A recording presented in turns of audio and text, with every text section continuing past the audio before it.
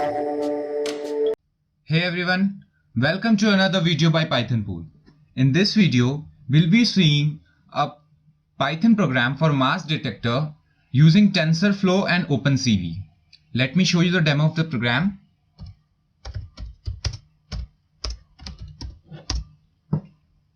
And once you run this program, it will take a little time to run and it will open your camera. And after that, you could see the image. It says there is no mask, and until I wear the mask, it once again defines me as the mask guy. So we'll be training our model for the same. And in this video, we'll be just defining the fine to train our model. In the next video, we'll be seeing the Python program for the OpenCV for just detect the mask in real life and real world. Okay, so today we'll be defining the file in which we'll be training our model. So for that we need a data set. I already have a data set with the mask. With mask I have already plenty of data sets, and without mask we have plenty of data sets. It's just open source data images. You could just browse to the Google and open source libraries and just scrap them from there. And you also need these proto-text file and models files. Okay, and once you are done with these two, you are good to go. So let's define the file. Let's define the file for training our model. We'll be using TensorFlow and Matplotlib in this file. So make sure before you run this program, you have installed these two modules. For TensorFlow, just type pip install TensorFlow, and your Python version should be 64-bit. And for Matplotlib, similarly just type pip install Matplotlib and it will install in your system. So let's first code one file. I'll name it as train.py.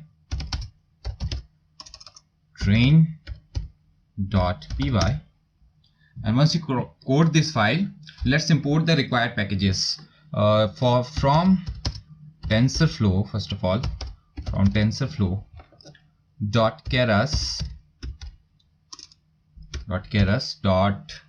preprocessing .image. I want to import some of the modules. Let's say image data processor, data generator, sorry. I need that. I need image to array also, and I need load image. I need these three from this particular module. And after that, from TensorFlow .keras .applications import. I'll need mobile net v2. I'll need this one. And after that, we need from TensorFlow .keras .layers import average pooling for the pooling of model. So average pooling, let's say 2D. Okay, 2D.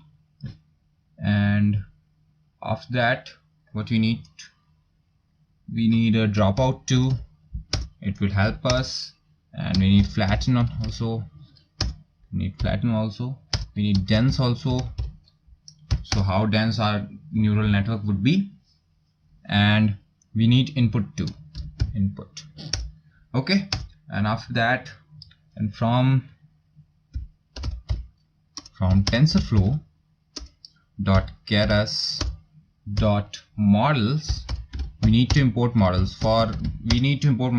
So we define all our trained model in a single model file, and for that we need a model. And after that model, we need Adam also. So from TensorFlow .keras .optimizers, we need to import Adam. Okay, and after that, from TensorFlow, no, not temp file, it's TensorFlow. From TensorFlow .keras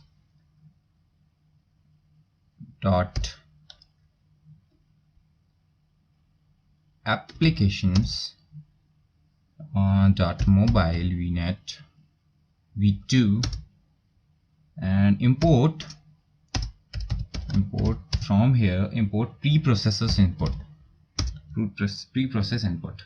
And after that, what we need categorical from imports. So from TensorFlow dot keras dot utils import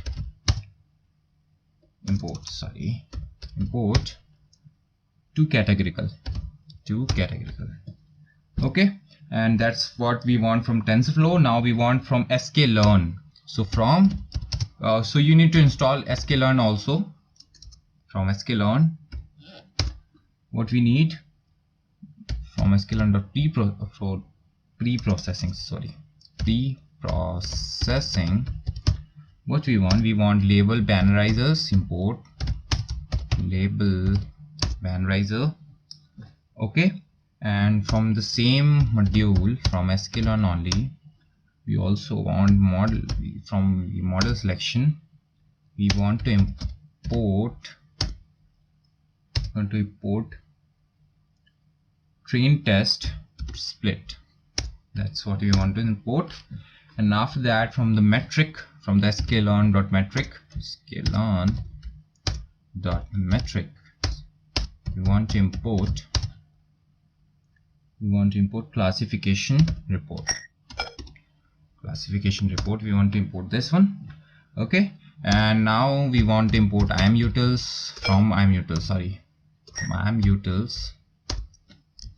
we just want to import paths, so we could join paths easily. Okay, and after that, what we want to import from matplotlib for plotting the graphs. From matplotlib.pyplot, we need to import this pyplot as, let's import as pt. Okay, and after that, we need a numpy, of course, numpy as np, and after that we need import. So that's what we need for the imports section. And after the imports, let's jump to the logic. First we define the learning rate. First we define the learning rate of the model, in which rate it would learn how to recognize without mask and with masks. And we also need the epochs and batch size. So higher the epochs, higher will be your training model. Okay, so let's define those values here. Let's define first of all initial learning rate. So init learn rate, I'll define it 1.04, that is 1e minus 4. Okay, and after that we need to define epochs. So epochs, I'll define it 20. That would be enough for my data. It depends on your data, how many epochs you want for your data. If your data is big, you want more epochs. If your data is small, you want less epochs. That's perfectly your choice. And we also need a batch size. That's BS. I'll define the BS variable for that one, and it should be around 20. Okay, and after that we need to go to the directory in which our data set is present. So we need to go to that directory, and how we go that, we'll go by this method, our method. My data set is present in C users and C user Akash, and going to desktop. After that it's new folder, and after that it's dataset. My dataset is present in this one, and in this dataset I have two folders, that is with mask and without mask, and that would be designing in categories. So categories would be there, and categories would be nothing but the folders in this directory, that is with mask and without mask. Okay, and after that we just want to load the images. So let's give the user update that we are loading the images. So let's say user, let hey user, we are loading the images. Okay, and after that what we need to do, let's user provide the output time to time, so user won't be faded out. User won't be thinking that it has been stopped. So you need to provide the output to the user time to time, so the user believes that the program is actually running. Okay, and how we load the image? First of all, we need a empty list for the data and the labels. So we'll be storing data in the data list, and we'll be storing the labels, that is category labels, in the label list. Okay, and now scraping the data for category in categories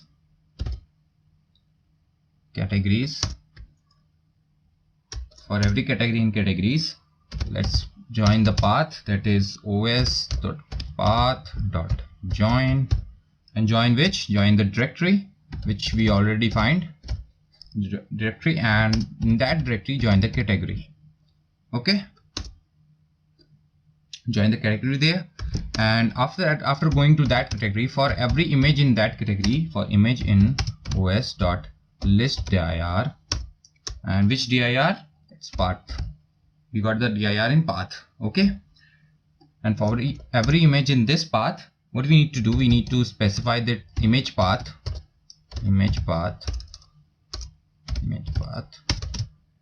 It should be os.path.join once again, and join what? Join the path with the image.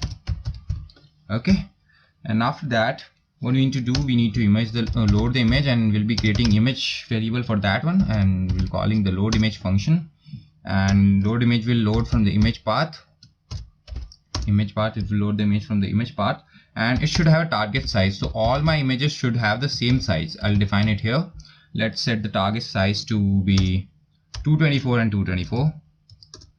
224 and 224. Okay, and after this, what we need to do, we need to convert these images to array. So let's convert this and store it in the same variable, that is image to array function. Remember, we imported this function, and it will take the image, every image it will take, and it will convert it into array. And after that, we need to pre-process the input of the image, so it will also be stored in the same variable.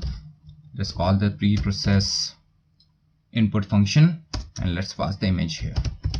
Okay, so after that, what we need to do, we need to append the images in the data and category into the labels. Okay, so data dot append what? Append the images, and in the next list, that is labels list, let's append the categories. So let's append the category, and after that, what we need to do now, we need to encode these labels. So let's jump to the encoding labels. We'll be using label binarizer function for that one. So let's call this function in a simple variable, like label binarizer function. Remember, we imported this function from the sklearn.preprocessing. Okay, and after calling this function, what we need to do, we need to have the labels in the label variable, and it will fit transform the labels, fit transform what? Fit transform the labels. Okay, and after that, we need to store that labels in the same label list, and it should be toCategorical. We'll be calling toCategorical function here. Okay, and we'll be passing labels there too. Okay, and after that, what we need data. So in the data list, what we need to do, we need to pass these labels as an array. So np array should have a data, and data type should be, let's make float 32. Data type should be float 32. Okay, and after that, what we need to do, we need to pass this np array to the labels too. For the data we did, and now for the labels. So np array, and we'll pass the labels here. Okay, and once we are done with that one, now the next step is let's define the trainx and testx variables. So we need to track of training and testing our data. Let's go train x, of that test x, and then train y, because our model is 2D. So it's test y, and after that what these are equals to, these are equals to the train test split function. So train test split function, and we'll passing the some of the parameters here. We'll be passing the data here and the labels here. We'll be passing the labels here. Okay, and text size, will be setting the text size to let's say 0.20. Okay, and stratify the images. So stratify let's the labels, and after that random state, we'll be setting the random state. Let me set the random state as 42. And after that what we need to do, now we need to generate the image call this image generator function for the data augmentation. So let's call this image generator function aug variable, and which function will be we're gonna call image data generator function, image data generator. And what it should take, the rotation range first of all. Not all parameters will be defining, all parameters would be default, but few of the parameters will be defining of our manual values. So let's define the rotation range. It should be set to 20, and after that what we need to do, we need to define the zoom range to let's say 0.15. okay, and we need to define the width shift range. It should be let's say 0.2. after that height shift range 2, because it's a 2D image on 2D data on which we are working. So height shift range should also be 0.2. okay, and we need to also define the shear range. It should be 0.15. that's the calculated value. You need to play around with these values, okay, or just use these values itself. Horizontal flip will also be defined. Let's say horizontal flip to be true, and after that we need to define a fill mode. It should be nearest mode, and after that that's it from this augmentation. And after that what we need to do, we need to load MobileNet. So what this MobileNet v2 will do, it will ignore the head path. So when we detecting the mask, we don't want to cover our head part also. Okay, we just want to cover up to our nose. That's perfect for the mask detection. So let's call this MobileNet v2 function, and it will help us to ignore the head part. Okay, so I'll give the base model first of all. We're calling this function in the base model, and let's call this MobileNet v2 function here. And what it will do, it will take the weight, and weight should be set to weight to be set to ImageNet. Okay, and after that what it will do, it will to include top should be false. So we don't need to include the top, it should be false. And after that input tensor, call this input tensor, and in this it will call the input function, and input function not have the shape, and in this shape I'll be passing the height, width and RGBA values. So height I'll be setting to 224 as usual before I set it to, and RGB value let's say it should be 3. okay, and after that what we need to do, now we need another model which will override this model, or which will override this model as a mask model. So mask model is on the top of this model. Okay, so we need another model. I'll call that head model, and what it will take, first of all base model output. So base model dot output it will take. Okay, and after that what it will do, head model, it will call the average pooling function, average pooling 2D function, and it will set the some of the parameters like pool size. Let me set it to 7 7 7 7 7 is the width and 7 is the height. Okay, and after that all the changes is done in head model. So let's give the head model here. After calling the pooling function, what it needs to do, it needs to flatten the images. So head model, it will call the flatten function here,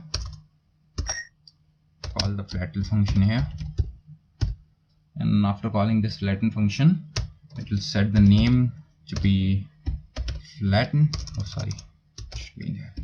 Name to be flatten. Once again it will call this head model function, head model variable, sorry. Okay, and after that it needs to define the density of the model. So once again it will call the dense function, and dense function it will give the parameter, I'll say 128 neurons, and after that activation should be the activation of ReLU type. Okay, so ReLU pooling would be using. Okay, and after that once again we need the head model here. So head model here, and after that what it needs to do, once again head model should be equals to, now it will drop out. So we'll be calling dropout function here, and we'll be getting the values, that is 0.5, and once again head model here. And after that, that's the last thing I think, it should go to dense of the upper model. So once again I'll call this head model, and once again call this dense function here, and now I'll giving the value of 2 neurons, and activation should be different. Activation should be soft max. Activation should be soft max, and once again head model here. Okay, and after that what we need to do, we need to define the actual model. So we define the base model, we define the base model, we define the head model. Now what we need to define, the actual model with the mask. So okay, so how will we define that? We'll just call the model function, and we'll be giving the input as the base model and output as the head model. So let's see how could we do that. We'll make a model variable and call the model function here. It's capital M. Call the model function here, and in the inputs what we need to do, we need to give base model input. So base model dot input, and in the outputs what we need to give, the outputs as a head model. So output would be head model. And after that, once we define the model, we need to define a loop, so it should not update the images during the training process. So let's define the loop for that one. So for layer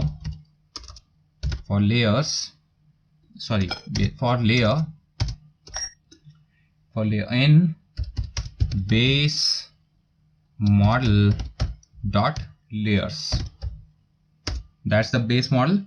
So it should not update the images. So layer trainable should be false. So layer trainable, it should be set to false.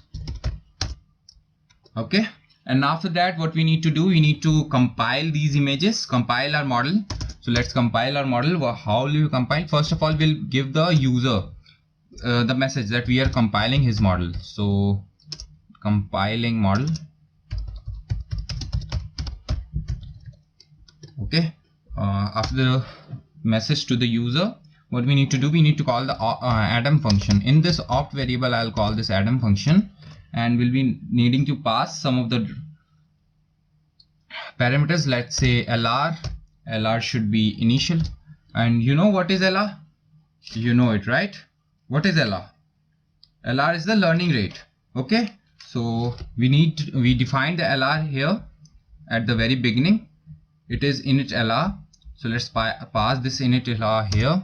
It is init LR. Sorry, I don't know where. from where it came. Let's see. After that, after the learning rate, what we need to pass? We need to pass the decay. So decay should be equals to init lr and divided by epochs. So what should be the decay? Decay should be initial learning rate by epochs. And after that, what we need to do, we need to compile this model. So model.compile function will be calling compile. Okay, and we'll be compiling first a loss. Loss should be binary quotient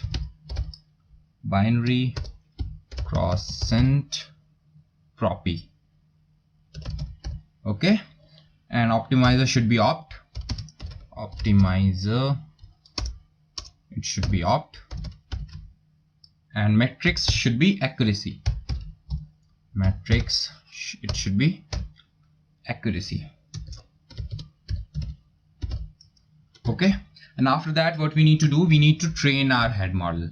So now let's just jump to training our model. So first of all, let's print the user message. Print, let's say training model. After printing the message, we need to train the model. And how will we be doing that? We'll be calling the model.fit function here. So let's define the variable as h, and let's call this model.fit function here.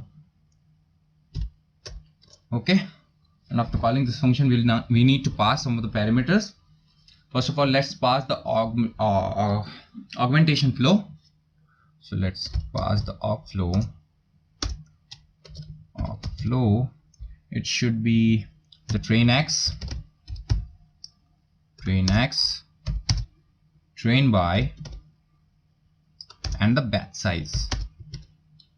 And batch size, what is batch size? We had defined the batch size in the very beginning, that is BS. So let's pass that BS here. Okay, so let's pass the steps here. Steps per epoch, and it should be defined as the length of train x,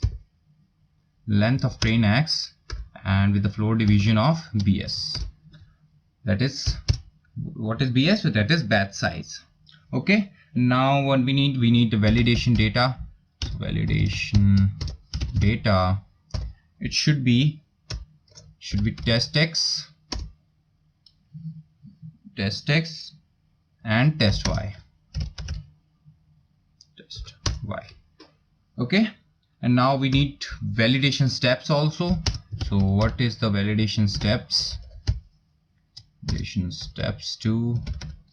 And what is that one? That is nothing but length of test x with the floor division of BS, that is batch size. Okay, and after that, we need to pass the epochs, and we also already defined the epochs, number of epochs in the very beginning, that is stored in this variable. And after that, what do we need to do? Now what we need to do, we need to just make predictions of our model. We trained the model. Now model will make the predictions. It will predict the real life scenarios. So how are we doing that? First of all, we'll be giving the user message that we are evaluating its network. So evaluating network. We need to evaluate this network. Okay, and let me define this preceding index variable. And what it will do, it will call this model function, and it will predict. It will predict. And what it will predict? It will predict the text values. Okay, and the batch size with the batch size. Let's pass the batch size as PS here also. We have the batch size stored in this PS variable. And after that, after this predictions, we need to get the index of this prediction. So largest prediction should have some index. We need to get this index. And how will we getting that? With the same variable from the NP, which should have a max argument, that's argmax. We need to pass this index once again, and axis should be set to the 1. So from the first axis, let's scrap this value. And after that, we need to print the report.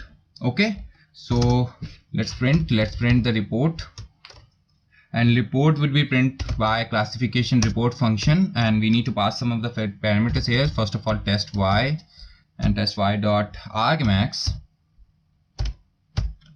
and in which axis? In the first axis, of course. Okay, and after that, what we need to pass? We need to pass this prediction index also. Okay, and what we need to pass? We need to pass this target name also. So target names, it should be what? Should be that LB variable. You know where our LB variable is defined? Here, label bannerization, label bannerizer function. So let's call this function here LB, and LB dot classes. We'll be calling this function here. And after that, after all the reports is predicted and all the reports is printed, what we need to do? We need to save our model. So let's save our model. First of all, let's give the user message that it is saving our model. So saving the model. After giving the user message, let's save our model. So let's call this model here, and let's call this save function here, and it has a name as, let's say, mask detector dot model. I'll give the name here, name as this, and save. And save where? Save in the format. Save format should be H5. Okay, this should be in the codes. We don't want to miss anything here right now. Okay, and after all these saving the models, predicting making the predictions, getting the largest index, and printing the reports, what we need to do? We need to plot the loss and accuracy. So by time to time, by increasing the epochs, we need to lose the loss and we need to gain the accuracy. Okay, so that's what the actual logic of training our data. And how are we using that? We'll be using matplotlib for that function. For that one, we'll be using matplotlib. So let me give it as PLT. It's PLT, not SPT. It's PLT. And now let's jump to that logic. First of all, what we need to do? We need to save this epochs in this n variable, and after that, we need to call this PLT function. So PLT, after that, we'll be calling this style function, and this style will be using a plot. And which plot it will be using? It will be using ggplot. After that, that's the plot, that's the style of the plot we'll be using, and it should be a figure. So plt.figure function should be called figure. Okay, and after that, what we need to do? We need to plot the data. So plt.plot. First of all, plot this loss data, that is training loss data. And how will be plotting that? We'll be calling this np-arrange function, and it will arrange from 0 to n number of epochs. Okay, and after that, we'll be calling h. You know what is h? We save this h here. That is our augmentation. That's where we train our model. So h dot history, and history should be of the loss first of all. Okay, and this should have a label. And label should be train loss. Label should be train loss. Okay, and after that, what we need to do? We need same this PLT. We need to plot for the valuable loss also. So it's the training loss. Now we need to plot it for the valuable loss. So let's give val loss here, val loss, and let's change it to val loss.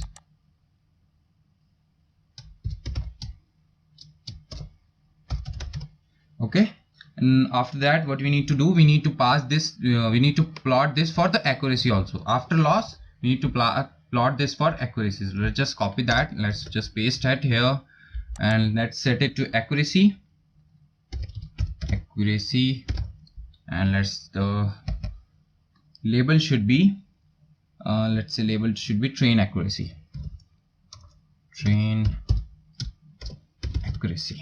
and this is also val accuracy.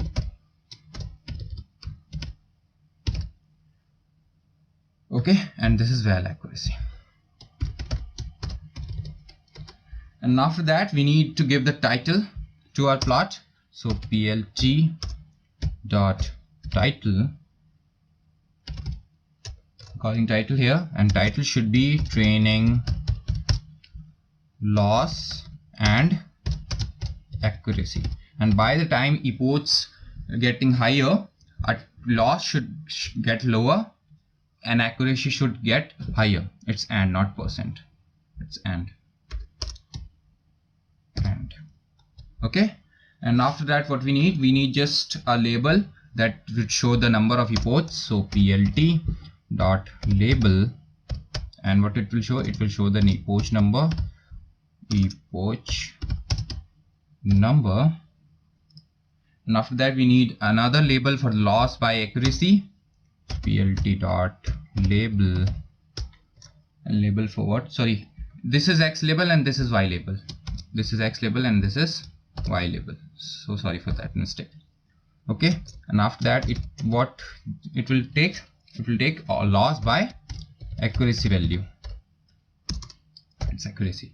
Okay, and now we need legion and the save figure function. So plt dot legion first of all, and legion will take some of the parameters. What it will take, it will take the lock parameter, and it will set it to lower left. Okay, and after that it will save our model, so it will call this savefig function, and what it will do, it will save the model as name as plot.png. I'm not actually gonna run this right now because it will take much time, because I have too much of data. That's more than 1000 images in my with mask folder and more than 1000 images in the without mask folder too. So after, when you do this as mentioned in this video, step by step, you'll see that it will generate you this model, mass detector model, and this plot.png file, which would show you actual training loss and accuracy of your model. So what's the training loss and what's the value of loss and what's the training accuracy, it will show you everything. So that's it from this video today. In the next video we'll be continuing with this series also only, and we'll be defining this detect mass video DPY, and we'll be using OpenCV function there, and it will detect the mass in the real life examples as you saw in the demo. So that's it from this video. Have a great day ahead. Thank you.